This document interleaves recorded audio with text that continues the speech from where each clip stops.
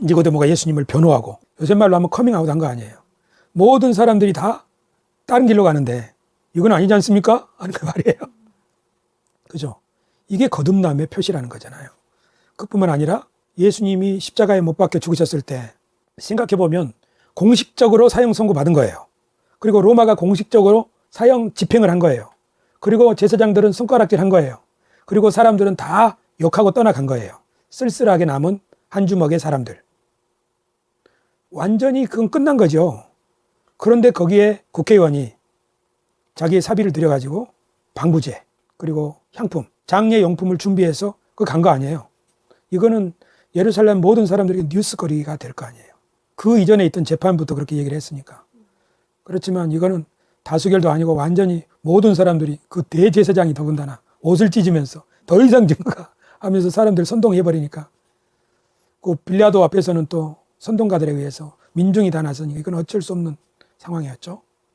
그러나 생각해보면 참 그 저번에 그 세월호 죽어간 사람들 말이에요. 그런 사람들을 슬퍼하면서 애도하는 거, 노란 리본 다는 거, 이런 걸 혐오하는 사람들 있잖아요. 기독교인들이 많았어요. 그거 아주 부정적으로 보죠.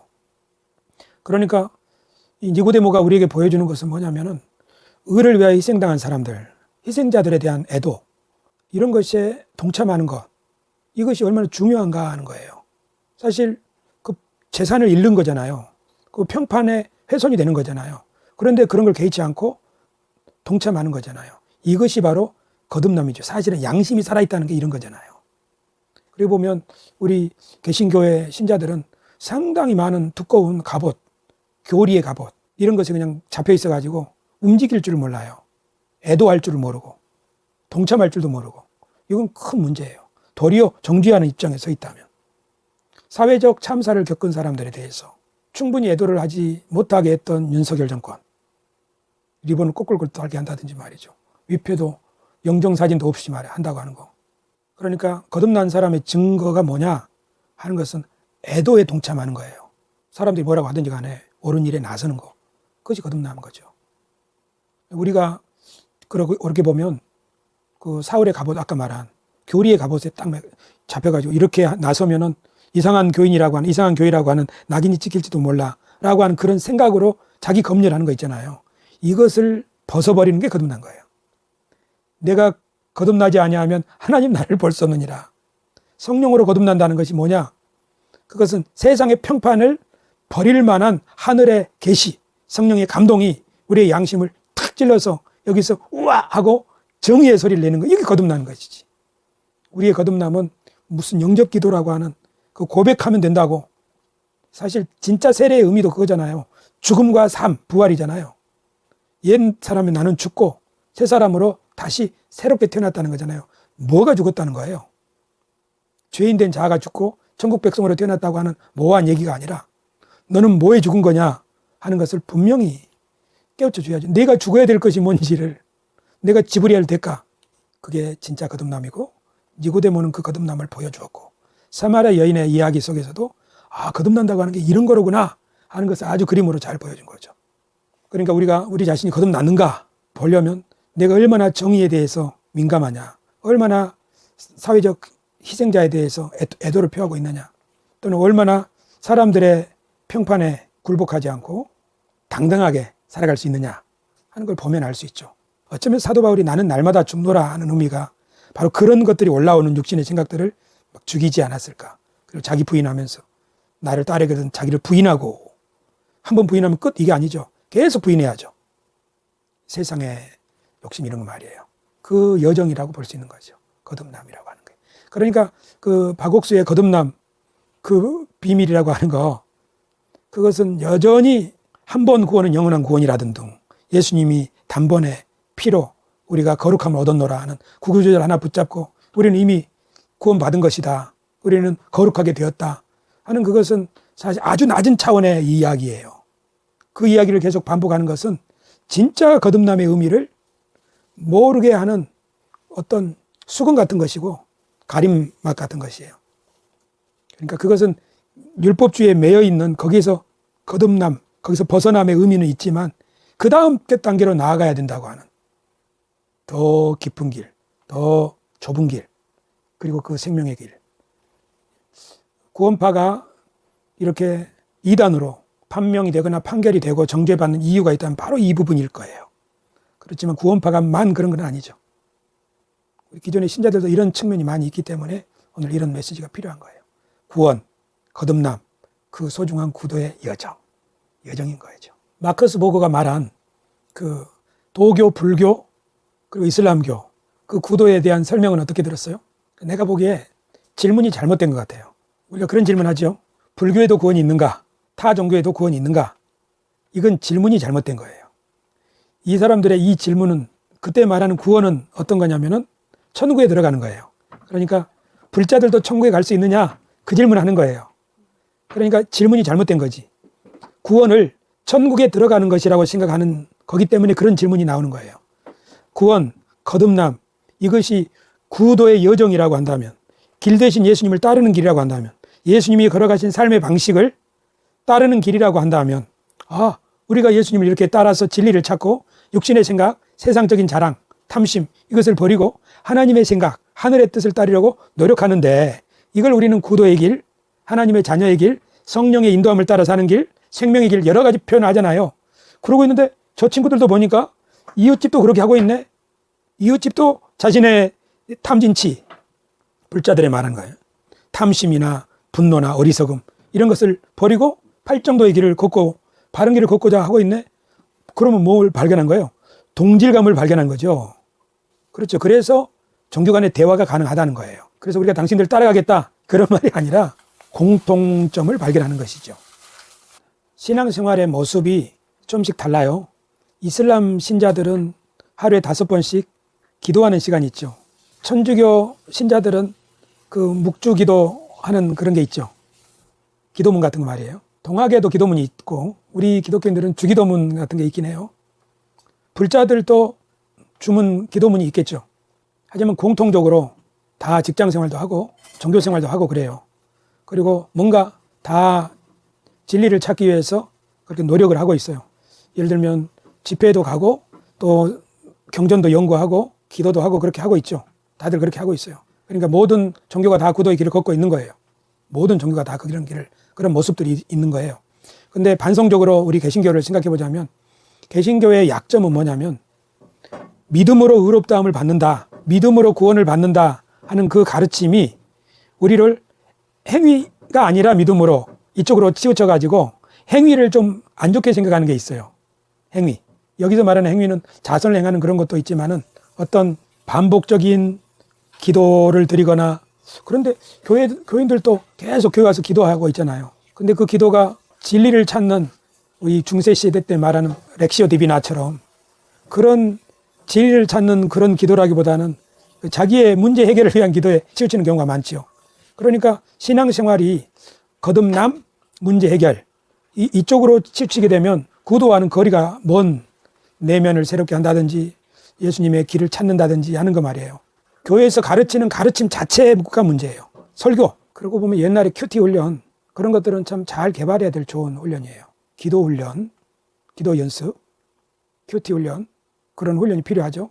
또 한 가지는 사회에 대한 관심 이런 건데 이 모든 것들이 메시지로부터 시작해요. 설교로부터. 설교자가 교회에 충성하라 또는 복받아라 또는 회개하라 성령 충만 받으라 이런 얘기만 계속하면 기도도 그런 쪽으로, 성경 읽기도 그런 쪽으로 집중하게 되겠죠. 하지만 설교자가 예수님이 우리에게 보여주신 길이 요거 있지 않냐, 예수님이 우리의 이런 모범이 되지 않느냐, 우리 믿음의 선배들이 이런 길을 따르지 않았냐, 그렇게 해서 이 길로 가야 되지 않겠느냐 이런 가르침을 준다면 성경을 읽을 때도 그런 것을 발견하겠죠. 기도할 때도 그런 걸 많이 기도하겠죠. 그리고 사회에 나갔을 때도 그런 자리에 서려고 노력을 하겠죠. 그래서 신학이 중요한 거예요. 신학이 이신칭의 믿음으로 구원받는 것이지 행위로 구원받는 것이 아니다. 그리고 구원파적인 구원, 한 번 구원은 영원한 구원이다. 더군다나 우리가 들어갈 곳은 영원한 천국이다. 이런 식으로만 가르치니까 이 땅에서 이루어져야 될 하나님의 뜻 이런 것에 대해서 소홀히 여기게 되는 것이죠. 그러니까 신학이 문제예요. 신학이.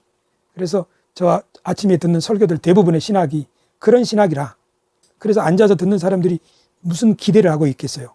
설교하는 사람이 무슨 기대를 하는 거예요. 예수님이 니고데를 만날 때 니고데모에게 무슨 기대를 하셨겠어요? 내 충직한 제자가 되어라, 이런 걸 한 거예요? 아니잖아요. 너 지금 세상 사람들의 평판에 너무 잡혀서 어둠에 살고 있지 않냐. 거듭나야 된다. 너 하늘의 뜻에 관심이 있냐. 이런 기대하는 거잖아요. 그래서 그런 사람이 되게 이끄시는 거잖아요. 그런데 우리 목회자들은 어떤 기대감을 가지고 성도들을 바라봐요. 또 성도들은 무슨 기대를 가지고 예배당에 참석해 있어요. 그러니까 은혜 받아야지, 문제 해결 받아야지, 우리 교회 부흥해야지, 이런 기대를 가지고 앉아있는 사람들하고 어떻게 해야 사람들의 평판에 매이지 않고 진짜 나를 찾을 수 있을까? 어떻게 해야 이 어그러진 나라를 바르게 세울 수 있을까? 어떻게 해야 나의 남은 인생 좀 더 가치 있는 삶을 살 수 있을까? 어떻게 해야 사람들하고 좀 더 좋은 연대를 이루어갈 수 있을까? 그런 고민을 하면서 앉아있는 사람들, 마음가짐 자체가 틀리잖아요. 그러니까 설교도 틀리고 반응도 틀리고 그런 거죠. 사도 바울의 구도의자의 삶은 하나님의 경륜. 사도 바울은 한마디로 사방에 흩어져 있는 디아스포라 유대인들, 그들을 깨우려고 한 거예요. 그들이 기도를 안 합니까? 성경을 안 읽습니까? 모의를 안 합니까? 매 안식일마다 암송하거든요. 그리고 자선도 많이 하고요. 근데 그들이 지금 갇혀 있는 게 있어요. 그것이 바로 유대 선민주의예요. 근데 지금 하나님이 예수 그리스도를 통해서 새로운 세상을 시작하셨거든. 그것은 아브라함의 언약이 성취되는 거죠. 유대인이나 이방인이 다 하나님 안에 한 가족이 되는 거예요. 그 일을 위하여 하나님이 아브라함을 부르셨잖아요. 그러니까 아브라함의 자손인 유대인들은 당연히 예수 그리스도를 따라 이방인들에게 손을 내밀고 교제의 손을 내밀어야죠. 그런데 담을 쌓고 있으니까 이것이 사도 바울이 발견한 본인의 과제예요. 그래서 하나됨을 위해서 애를 쓴 거죠. 이렇게 보면 사도 바울이야말로 구도의 길을 걸은 거예요. 무엇이 옳은 것이냐, 무엇이 하나님의 뜻이냐. 자기 동족들과 대부분의 사람들은 안 그렇게 생각하고 있는 환경이잖아요. 종교적인 길을 걸어간다면 그럴 필요가 없죠. 이미 다 회당이 있으니까 같이 동참하면 돼요. 거기서 부흥회하면 돼요. 종교적인 부흥회. 이것은 나라에 얼마나 정치에 관여하는 문제가 아니에요. 사실은 그 사도 바울의 길, 그것을 로마 제국에 대항하는 길이라고 말하는 학자들도 있어요. 로마 제국의 이념과 통치 이념, 세계관이 있잖아요. 사실 사도 바울이 통치자들과 권세들을 무력화하여 드러내요. 이렇게 할 때 통치자라는 말 속에 이런 개념들이 있을까요? 세속의 권력. 그래서 예수 그리스도께서 왕으로 통치하시는 가이사를 퀴리오스 주라고 고백하는 세상에서 예수 그리스도를 주라고 고백하는 그런 공동체를, 그리고 팍스 로마나 로마의 권세로 세계의 평화가 온다 무력으로 하는 세상에서 예수 그리스도의 평화를 외치는, 그렇게 보면 가장 위험한 정치 세력이라고 말할 수 있는 거예요. 결국 사도 바울의 사역을 로마 제국에 대항하는 그런 제국주의에 대항하는 사역이라고 말하는 학자들도 있어요. 그리고 어떻게 보면 예수님을 죽이려고 했던 사람들, 빌라도도 그렇고 지도자들도 그렇고 위험하게 본 거 아니에요. 위험하다는 것은 정치적으로 위험하다는 뜻이죠. 사도 바울도 마찬가지예요. 그래서 우리 그리스도인들이 정치적으로 박해를 받는 경우는 정당 운동을 하거나 그랬다기보다도 정권을 가지고 있는 사람들이 자신의 뜻을 펼쳐나가는데 교회가 방해가 되기 때문이에요. 왜 교회는 방해가 되냐? 예수 그리스도의 정신을 그 길을 따라 살기 때문에 방해가 되는 거예요. 정치적인 색깔을 내기 때문이 아니라, 그러나 이 사람들의 보기에는 그렇게 보일 수 있는 거죠. 그래서 지난주에 말한 교회가 정치적으로는 무감각하거나 무관심할 수는 있지만 정치적이지 않는 교회는 천상에도 없고 지상에도 없다. 그 말이에요. 교회가 정치적이 된다는 말은 그런 정치가들이 볼 때 위험하다, 이렇게 판단하는 것이죠. 그러니까 교회가 양심을 따라 또 희생자들을 추모하고 하는 그런 길로 열심히 나가면은 희생자들의 이야기를 은폐하려고 하는 세력들이 보기에는 이건 눈에 가시 아니에요. 그런 차원인 거죠. 그러나 교회가 그렇게 했나요? 도리어 국가조찬 기도회라는 이름으로 야합을 해버렸죠. 독재자들 말이에요. 전두환, 박정희 이런 사람들. 그러니까 교회가 타락했다는 거지. 지금 김장환 목사가 욕먹는 이유가 그런 거 아니에요. 최혜병이 순직했는데 거기에 책임 있는 사단장을 옹호한 거 아니에요. 그를 위해서 기도해 줬다고 하나? 나는 기도해 준 죄밖에 없어, 이렇게 말하잖아요. 마음속에 뭐가 없어요? 희생자에 대한 추모가 없는 거지. 그것은 구도의 길이 아니에요. 배도의 길이라고 볼 수 있는 거예요. 배도. 요한계시록에서 666표, 그게 뭐를 말하는 거예요? 짐승의 뜻을 따르는 자들이에요. 어린 양의 이마에 인을 받은 사람들은 어린 양, 예수 그리스도의 길을 따르는 사람들이고, 그게 무슨 기독교에 속했다는 말이 아니죠. 예수님이 걸어가신 그 길을 걷는 거예요. 그러니까 짐승의 표라고 하는 것은 다른 게 아니에요. 짐승의 뜻, 마귀의 뜻, 탐심의 그 길을 걸어가는 것이죠. 어떻게 보면 굉장히 지금 예수님이 불꽃 같은 눈동자로 우리를 보고 계시다고 볼 수 있어요. 그리고 우리는 매 순간 그런 위험 앞에 있어요. 거짓말하고 자기 이익을 위해서 속이고 치장하고 그리고 냉담해지고 그리고 판단하고 이런 육신의 생각을 날마다 성령의 소욕으로 쳐서 복종시켜야 돼요. 그런 길, 그리고 그런 길이 이루어내는 새로운 세상에 대한 희망, 꿈, 어린 겨자씨 하나의 꿈, 하나의 미랄의 꿈, 그리고 이사야가 말한 그 꿈 말이에요. 이레와 어린 양이 함께, 그 다음에 거룩한 씨가 이 땅에 구루터기라고 한, 그게 예언자들의 꿈이고 하나님 나라의 비전이죠. 그것이 반드시 이루어질 것이라는 것 때문에 예수님도 그 길을 걸어가신 거 아니에요. 그러니까 진짜 희망을 말해줘야죠. 그리고 그 희망 때문에 우리가 걸어가야 될 길이 있다는 거, 그리고 이것이 가치가 있다는 거, 이런 걸 얘기해 줘야 되죠. 이런 희망과 이런 그 용감하게 일을 걸어갈 수 있는 그런 기백, 그런 것을 심어주지 못하면 교회는 계속 반짝거리는 거, 더 풍성한 거, 눈에 보이는 것 가지고 사람들을 현혹하는 이것이 계속 반복돼요. 황금송아지 말이에요. 우상숭배. 아니면 극단적인 이념 가지고 막 혐오를 부추기거나 저들은 다 지옥 갈 사람들이야 뭐 이런 식으로 둘 다 세상을 파괴하는 거예요. 세상을 살리는 생명의 그 길, 그것이 예수님의 길이고 구도의 길이고 그 길을 우리가 걸어간다고 하는 자부심이 없다 하면 우리는 불쌍한 사람들이겠죠. 그래서 거듭남이 단 일회의 체험이 아니라 또는 천국행 티켓도 아니라 소중한 구도의 여정이라고 하는, 그리고 이 길에 우리가 부름을 받았다고 하는 아브라함의 반열에 믿음의 반열에 섰다고 하는 이 자부심, 그래 가지고 살아갑시다. 구도자에 가는 길의 가이드라인은 성경에 이미 수많은 구도자들이 있어요. 우리가 성경을 읽으면서 막 깨닫잖아요. 우리 그 시편 19편 12절이었나? 또 주의 종이 이것으로 경고를 받고 이것을 지킴으로 상이 크니이다. 자기 허물을 능히 깨달을 자 누구리이까? 나를 숨은 허물에서 벗어나게 하소서. 그렇죠? 성경에서 잘못된 것을 깨닫는 거죠. 그리고 우리 선배들이 보여주었고 예수님이 보여주셨죠. 그리고 우리가 걸어가는 길은 이미 누군가에게 눈 위에 발자국 있잖아요. 아무도 걷지 않는 눈 위를 걸어갈 때 걸음을 똑바로 해라. 삐뚤빠뚤 가지 말고. 왜냐하면 누군가에게 그 발자국이 길이 될 테니까. 우리는 이미 지금 누군가의 구도의 길에 선례가 되고 있는 것, 그거 기억해야 돼요. 우리의 예배, 우리의 매 순간, 그것이 진정한 유산이죠. 그러니까 확신을 가지고 삽시다. 그리고 도반, 길동무가 되어줘서 감사하고, CG가 함께 쟁기를 맨 자 되어줘요. CG가 길벗, 불교용어로 도반, 그 도를 따르는 짝이라는 뜻이에요. 좋은 말이죠. 우리만 있는 게 아니고 오늘 그 어디요 순천에 있는 선교사의 손자 얼마나 용기 있게 진리를 선포하고 있어요. 그렇죠? 그리고 더 많은 사람들이 구도의 길을 지금 걷고 있겠죠. 그러니까 좋은 연대를 할 필요가 있어요. 우리는 외롭지 않다. 너는 혼자가 아니다. 그리고 너의 쪽수를 키우려고 하지 말고 구도의 길동무들과 연대하려고 노력해라. 이런 정신이 필요할 것 같아요. 우리들의 사람을 많이 만들려고 하기보다는 좋은 뜻을 가진 사람들과 연대하려고 노력을 해야 되지 않을까. 이것은 우리가 지금 시급하게 개선해야 돼요. 우리는 내 거, 내 사람, 우리 교회, 이게 제일 중요하잖아요. 그러기보다도 그 선한 뜻을 위해서 함께 연대하는 거죠. 다른 종교를 알면 알수록 우리 믿음을 더 잘 이해하게 돼요.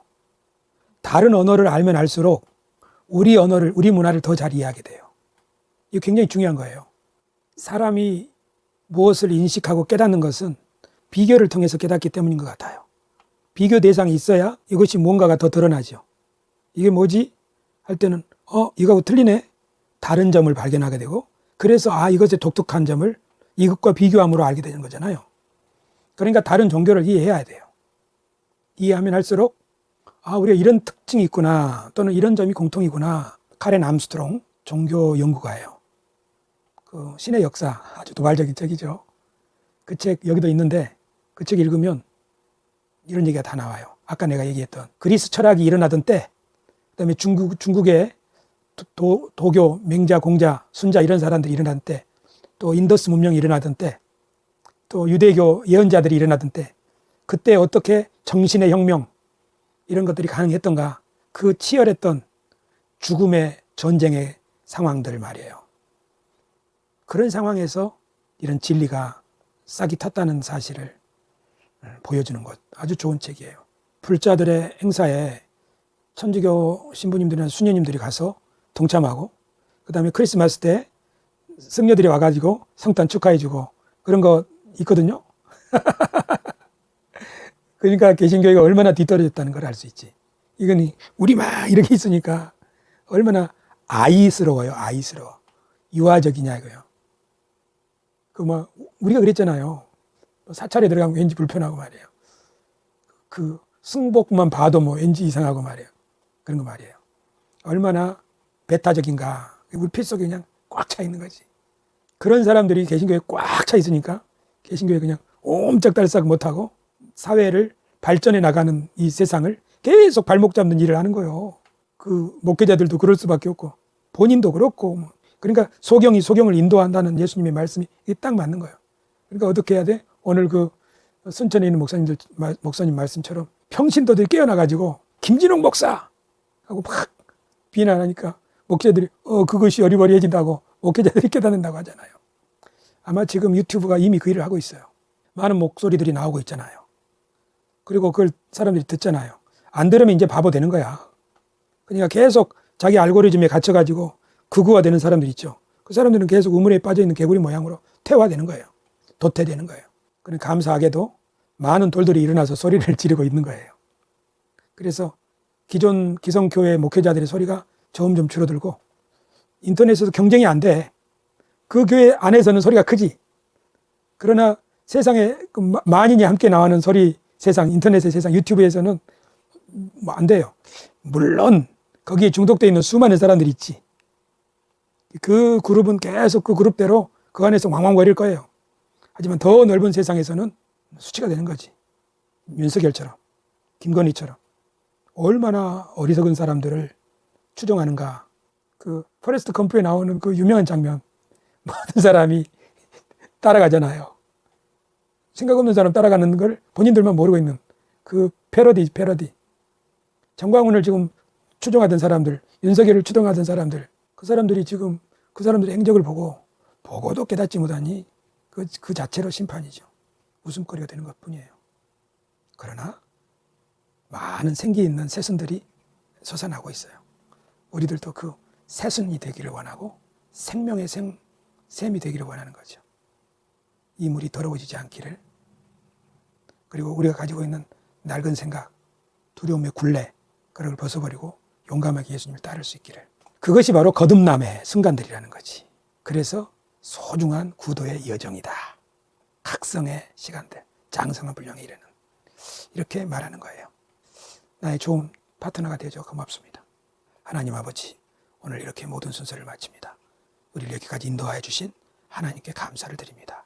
그리고 지금도 우리를 붙드시고, 그리고 우리가 알지 못하는 길, 주님의 생명의 길, 의의 길로 인도하실 것을 기대합니다. 우리가 영원히 여호와의 집에 거하게 하여 주옵소서. 예수님의 이름으로 기도드리옵나이다. 아멘. 다시 한번 박수를.